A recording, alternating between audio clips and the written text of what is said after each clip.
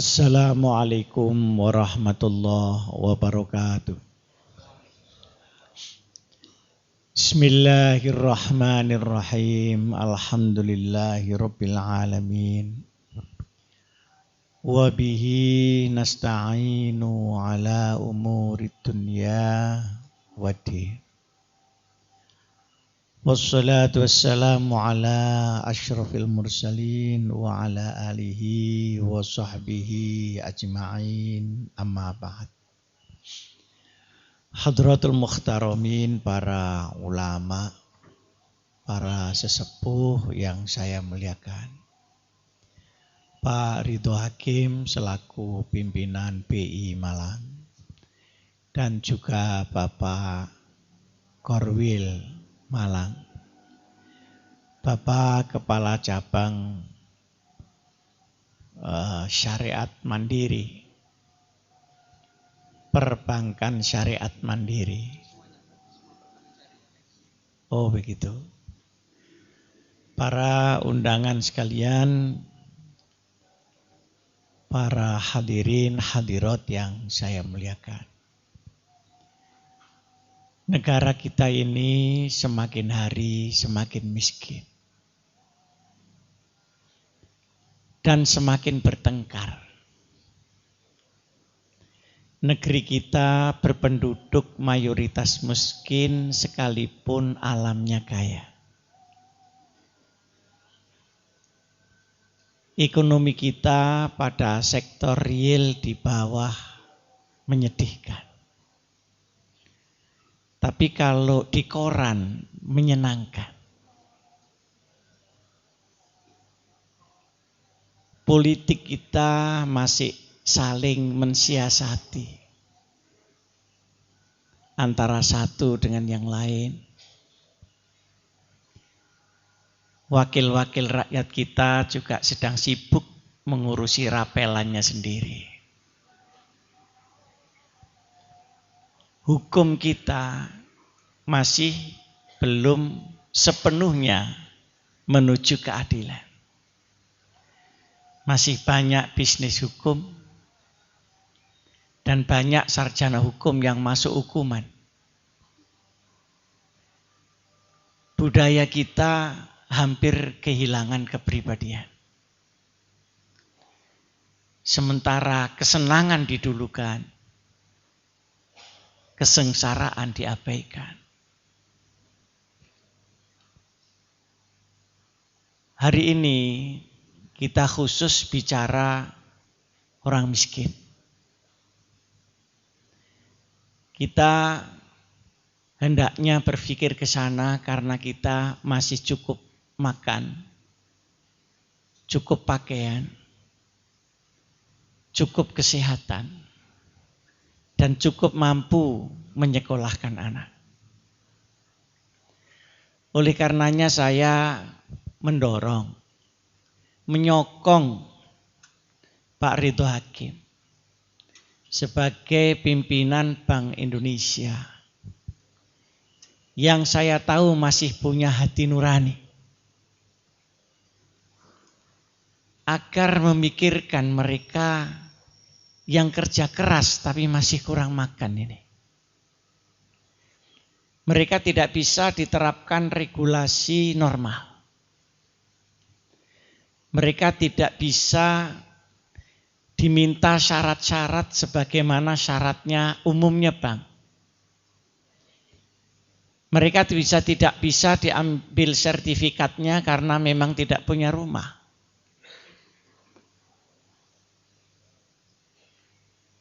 Dia juga tidak punya agunan apa-apa kecuali dirinya sendiri. Hari ini makan belum tentu besok dia makan. Tapi mereka berusaha sekuat tenaga. Bagaimana cara memikirkan itu?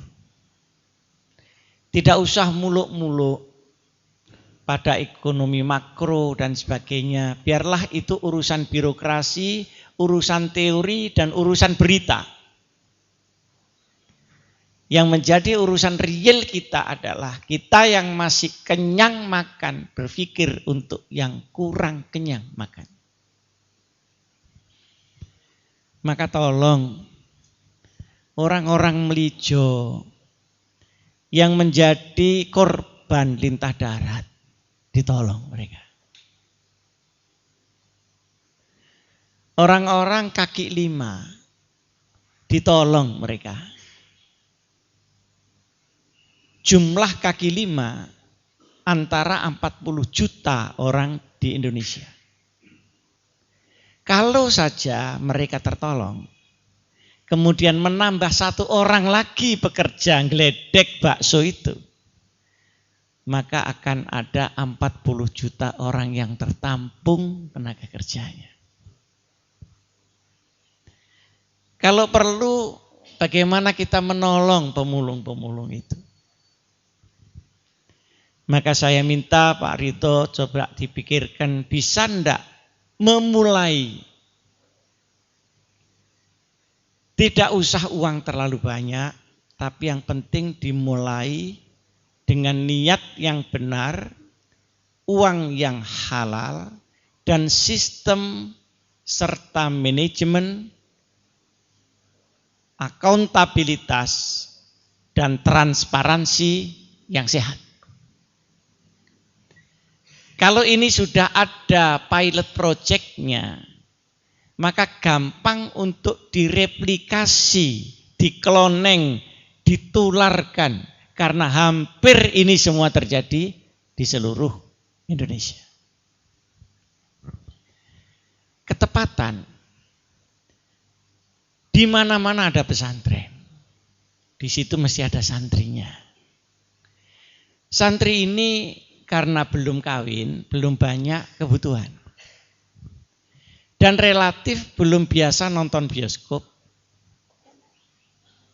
Sehingga dia bisa diduga dalam tanda petik hidup hemat.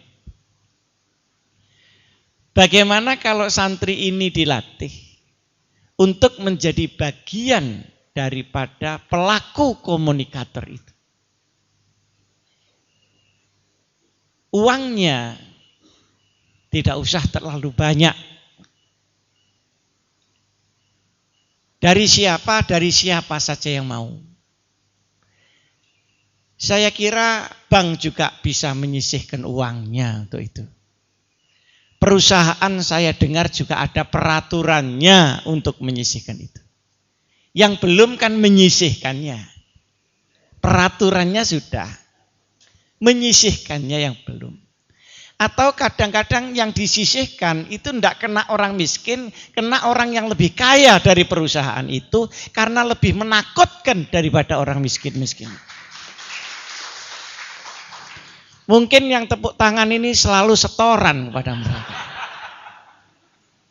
Akhirnya kita mengayakan orang kaya yang tidak pernah merasa kaya. Hari ini orang miskin kurang makan dan orang kaya kurang yang dimakan.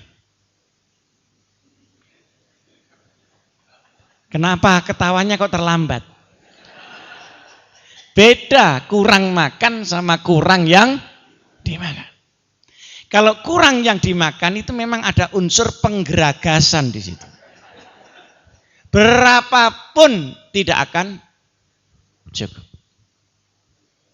Dunia ini cukup untuk semua kita. Tapi tidak cukup untuk satu orang yang ragus. Miskin dan kaya hari ini sama-sama gelisah. Yang digelisahkan tidak sama. Tapi sama-sama gelisah. Oleh karenanya kalau 120 juta. Orang Lijo itu cukup 500.000, kan sudah 240. Taruhlah yang dibagi itu yang 100 juta, yang 200 juta itu untuk panitia yang ngubeng ini. Kan sudah 100 juta dibagi 500.000, kan sudah 200 orang. Betapa banyaknya 200 orang. Mereka bisa hidup, bisa makan, dan anaknya sekali. Nah ini jangan dibebani bunga. Baik bunga itu namanya bunga atau bunga itu disyariatkan, jangan.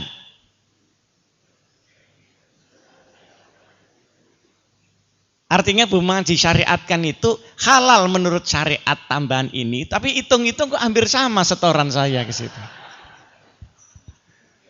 Ini renungan untuk bank-bank syariat Rasulullah Sallallahu Alaihi Wasallam. Jadi jangan menggeser formalitas tapi tidak menggeser substansi kesejahteraan itu. Saya minta ini sudah tidak lagi bebani. Jadi kalau utang 500.000, kapan ini bisa dikerjakan sampai ngendok 50.000 lagi di tangan orang itu baru digeser ke tempat yang lain. Jadi ibaratnya kita ini memberikan ayam sampai dengan ayam ini bertelur, telur netes jadi ayam, baru ayam lama dipindahkan ke tangan yang lain.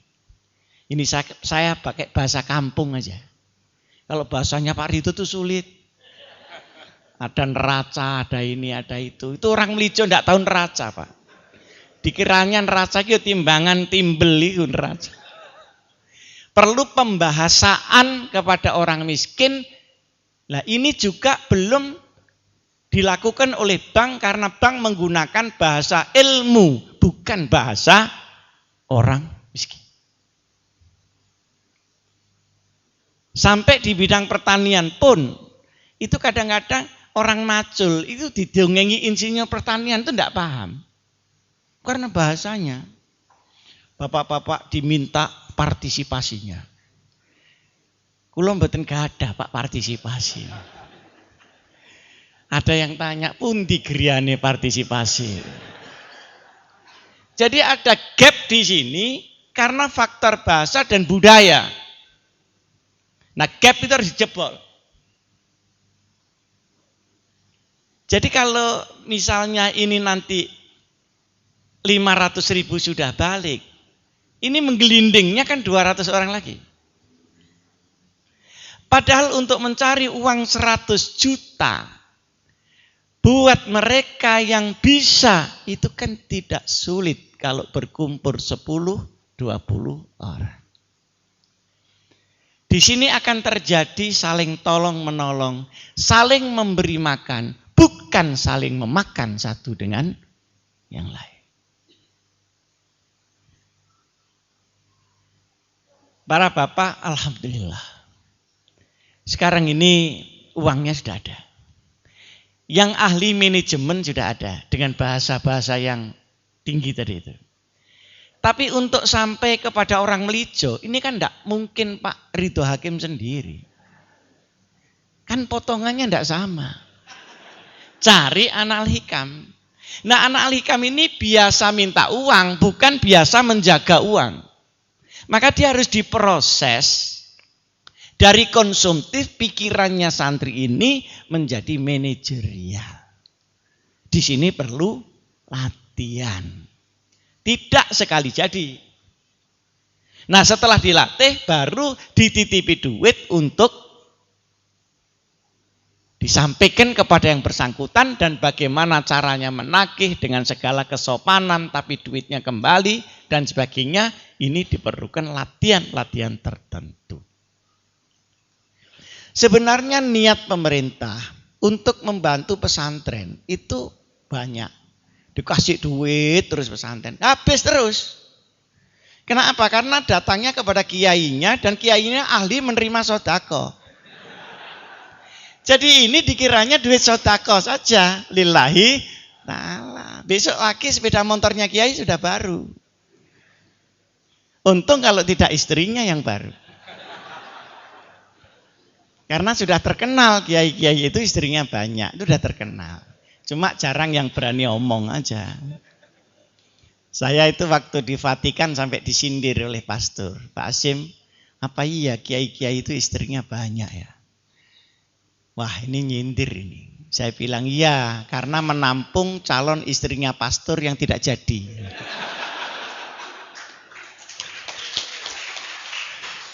Daripada dia menderita nayeng di sana. Ini ada tukang akomodator di sini. Nah, sehingga dengan demikian, maka pesantren belum dengan sendirinya menjadi potensi manajerial. Harus dilatih di situ. Nah, latihan ini nanti akan multifungsi ketika santri-santri terbiasa, maka dia akan berpikir bagaimana memproses kekuatan budaya ini menjadi kekuatan ekonomi. Karena sesungguhnya kenapa kita miskin? Karena kita tidak mampu mengeksploitasi dan mengeksplorasi sumber daya alam kita yang maha kaya itu. Sebetulnya kan di sini. Sudah terbiasa hidup hedonis, hidup konsumtif. Gaya nomor 1, sombong dididisikno, mergo sugih ora mesti. Anak-anak santri beri handphone padahal hanya untuk miss call tok. Di atasnya miss call itu sudah tidak kuat. Ada dalilnya miss call lazarrotin. Artinya apa? Artinya di sini ada desefektivitas potensi manusia terhadap sumber daya alamnya. Dan anehnya ini tidak terjadi pada orang bodoh, termasuk kepada sarjana-sarjana, misalnya pertanian. Dia tidak suka pergi ke sawah, cuma seneng pakai dasi untuk menjadi pegawai kantor pertanian. Faktor-faktor ini harus dikikis. Kalau tidak, alam kaya tetap kaya, penduduk miskin tetap miskin. Nah, ketika itu dieksploitasi orang lain, maka kita berada pada kolonialisme ekonomi permanen. Maka saya sangat menghargai. Ini duit 120 juta. Bagaimana caranya supaya dibagi kecil-kecil, yang 20 juta itu untuk memutar manajemen anak-anak ini. Ini nanti kalau sudah jadi, pola ini saya minta bisa ditulis dan dibakukan. Sehingga dengan demikian bisa dipakai oleh yang lain-lain. Dan setiap pesantren punya santri, setiap pesantren punya umat. Dan setiap pesantren juga punya kenalan orang-orang yang punya uang. Tetapi semuanya itu mubazir karena tidak dimanage sebagaimana mestinya. Kita hari ini sudah tidak bisa lagi mengharapkan kecuali dari diri kita sendiri berdasarkan pertolongan Allah Subhanahu wa taala. Di dalam kemiskinan kita, orang lain sudah enggan menanam duitnya di sini.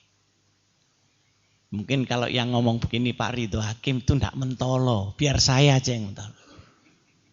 Sudah enggan.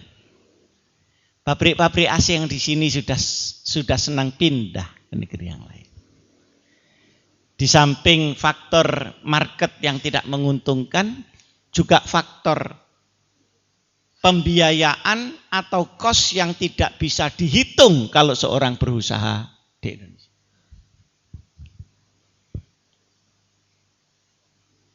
Pertanian kita sudah dikuasai oleh Malaysia. Juga negara-negara ASEAN yang lain, perkebunan, sawit, karet, dan sebagainya. Sementara hutan-hutan kita dibabat orang lain, orang penduduk setempat, bagian buruh motong sehari 20.000 saja. Dan hutan kita sudah hilang 59 juta hektar hutan. Jadi kita gambarkan bahwa ini ada kesalahan kolektif bangsa. Yang tidak perlu menyalahkan sana sini karena salah semua. Oleh karenanya saya ini tidak ahli di bidang menyalahkan karena ini kesalahan berjamaah. Saya mengambil contoh, dari 59 juta hektar hutan yang dibabat dengan illegal logging, tidak satu pun orang yang tersangka karena illegal gambling. Tidak satupun, saya ulangi. Ada 3 orang yang ditangkap di Papua, bebas murni, semurni-murninya. Seakan-akan kesalahan kayu itu kenapa kok mau ditebang oleh orang-orang. Itulah keputusan maha bijak daripada hakim-hakim Indonesia. Kita mau sambat sama siapa? Satu-satunya jalan kita berbuat baik. Kita semua ini miskin. Menurut ukuran negara, kita semua ini miskin. Tapi yang lebih miskin daripada kita, dia harus ditolong. Berbagai macam kesalahan-kesalahan kolektif inilah yang membuat bangsa kita ini loyo, karena tidak ada pihak yang punya kapasitas dan kompetensi untuk memberesi, apalagi memberesi, mengingatkan saja mungkin tidak punya kapasitas moral.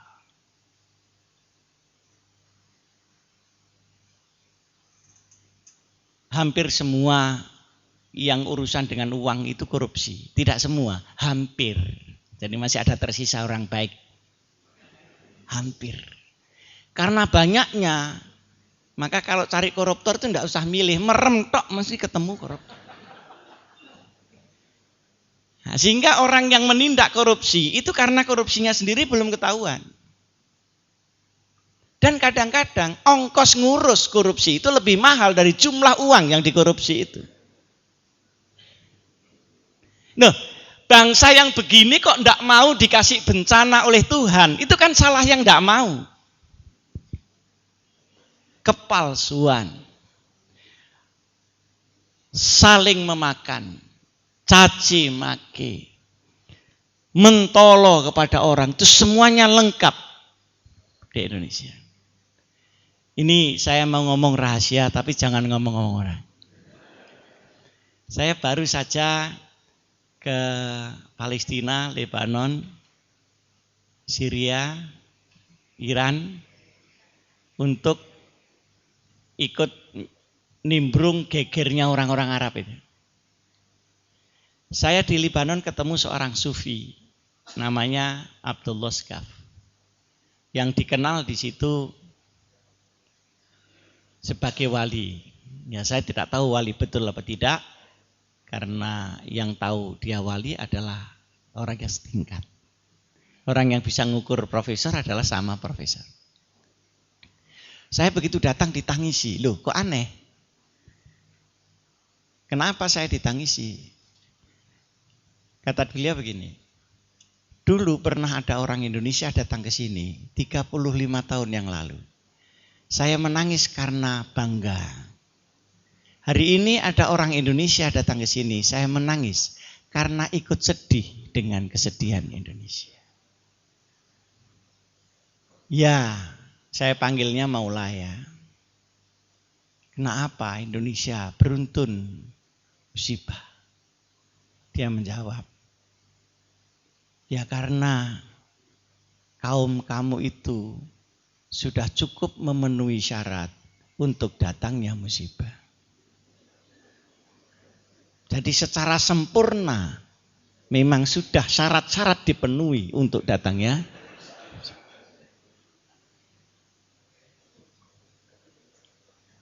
Tapi karena ini rata di karangan kita, kita tidak pernah merasa. Kita memang bisa merasa, tapi tidak pernah merasa. Merasa bisa memang terus, tapi tidak pernah bisa merasa. Maka sebetulnya menolong ini orang yang kurang makan, ini adalah bagian dari penyelamatan umat manusia dan bagian dari penyelamatan alam sekaligus. Maka saya sangat antusias dengan proyek ini. 120 juta kecil, tapi kalau jadi untuk dibesarkan bukan sesuatu yang sulit. Mau minta miliaran, mau minta puluhan miliar, mau minta ratusan miliar, tapi asal ini benar. Ada trust dan ada terus di situ, ada kejujuran dan ada kepercayaan di situ. Karena kuncinya itu bisa dipercaya apa tidak? Santri yang ngirim uang ini bisa dipercaya apa tidak? Yang terima ini bisa percaya apa tidak? Yang kasih uang ini juga uang halal atau tidak? Di sini kuncinya. Perkara manajemen bisa kita pikirkan bersama-sama, tapi substansinya adalah hati kita masing-masing. Di Bangladesh ada seorang namanya Profesor Yunus. Dia memimpin Amin Banking. Anggotanya 26 juta. Omsetnya ratusan juta dolar. Anehnya tidak ada satupun nasabahnya yang nunggak dan bijui. Itu tidak ada.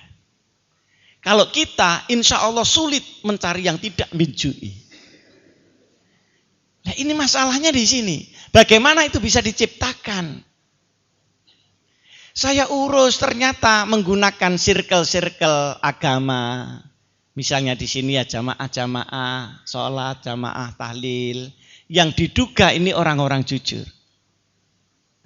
Akhirnya itu ketemu 26 juta. Besar sekali itu sehingga mendapatkan Nobel. Di sini mungkin bisa, tapi kalau dilatih belum tentu. Kalau tidak dilatih belum tentu bisa. Karena di masjid pun juga kita kehilangan sandal. Kalau di gereja memang tidak kehilangan sepatu karena sepatunya dipakai. Sepeda motornya yang hilang. Nah sekarang meningkat, bukan hanya sepatu sandal yang hilang. Ada orang kehilangan masjid, itu mulai ada sekarang. Ini masjid saya bikin kok tahu-tahu ditempatin orang, tidak ngomong saya. Jadi mulai ada masjid yang hilang. Sebagai peningkatan dari sandal, sepatu yang hilang. Sehingga proses kejujuran dan proses kepercayaan ini harus dilakukan oleh dua pendekatan. Pendekatan manajemen yang memaksa dia untuk jujur dan pendekatan kesadaran yang menumbuhkan dari dalam kejujuran. Saya hanya berharap mudah-mudahan ini awal daripada kesadaran kita untuk orang-orang miskin ini. Saya berharap 120 juta tadi kan baru dari teman-teman 5 orang. Tolong yang lain-lain yang datang di tempatnya masing-masing berbuat yang sama. Atau kalau ini nanti jalan silahkan bisa memberikan sumbangan kepada proyek ini. Saya pun akan memberikan dalam jumlah yang insya Allah lebih besar ketika ternyata ini jalan. Karena ini jalan atau tidak tergantung masalah terus dan trust tadi yang harus didekati secara nurani dan secara manajemen sekaligus. Saya kira ini yang bisa saya sampaikan kepada bapak-bapak sekalian. Terima kasih atas kehadirannya. Sehingga para ulama bisa ikut mikirkan, pada yang punya uang juga bisa mikir-mikir. Zakat itu kan cuma 2,5%, yang 97,5% kan ambil-ambilan kan begitu. Itu pun sulit keluarnya, apalagi sedekah. Apalagi kedermawanan. Nah, tapi saya kira itu perlu diketuk kembali. Semoga Allah melindungi kita sekalian dengan amal baik ini. Doa kita sudah. Baik agama Islam maupun lintas agama. Mohon selamat, mohon tidak banjir, tapi tambah banjir. Di Aceh saya ngumpul dengan ulama-ulama minta supaya tidak banjir, beledeknya tambah datang. Setelah saya tanya kepada orang yang ahli, perlu pembuktian apakah apa yang dilakukan seseorang sama dengan apa yang didoakan. Kalau seorang berdoa makmur, benarkah dia dermawan? Kalau seorang minta selamat, benarkah dia tidak membabat alam? Jadi semua pemberian dan janji Allah selalu mempunyai syarat. Dan semua rahmat Allah selalu menuntut tanggung jawab. Sehingga sekarang kita sudah masuk istighosah secara faktual, secara action untuk membuktikan bahwa kita memenuhi syarat untuk ditolong oleh Allah Subhanahu wa taala. Kurang lebihnya saya mohon maaf. Wassalamualaikum warahmatullahi wabarakatuh.